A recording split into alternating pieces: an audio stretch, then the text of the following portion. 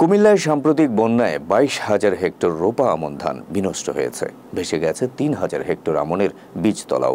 ক্ষতি কাটিয়ে উঠতে কৃষকদের বিনামূল্যে ধানের চারা ও সার দেওয়া হবে বলে জানিয়েছেন জেলা কৃষি সম্প্রসারণ অধিদপ্তর।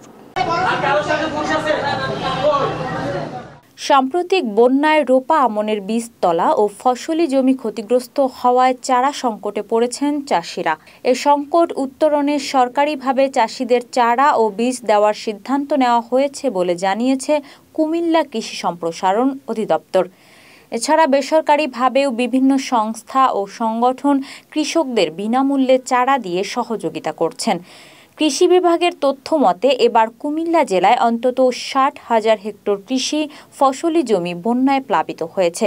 এর মধ্যে সবচেয়ে বেশি ক্ষতিগ্রস্ত হয়েছে রোপা আমন ধান। আমাদের ক্ষতির দিক থেকে আমরা সবচেয়ে বেশি আমাদের গোলাতে ওঠার কথা ছিল সেটা হলো আউশ ধান।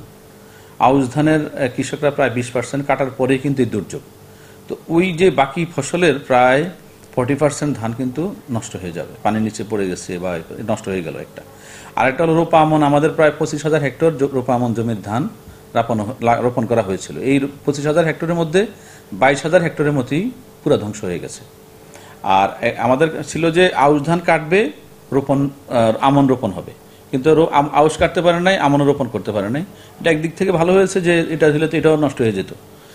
আমাদের আরও যেটা ক্ষতি হয়েছে কৃষকদের সেটা হলো রোপা আমনের বীজতলা কিন্তু প্রায় 50%, ৩,০০০ হেক্টরের উপরে রোপা আমনের বীজতলা নষ্ট হয়েছে।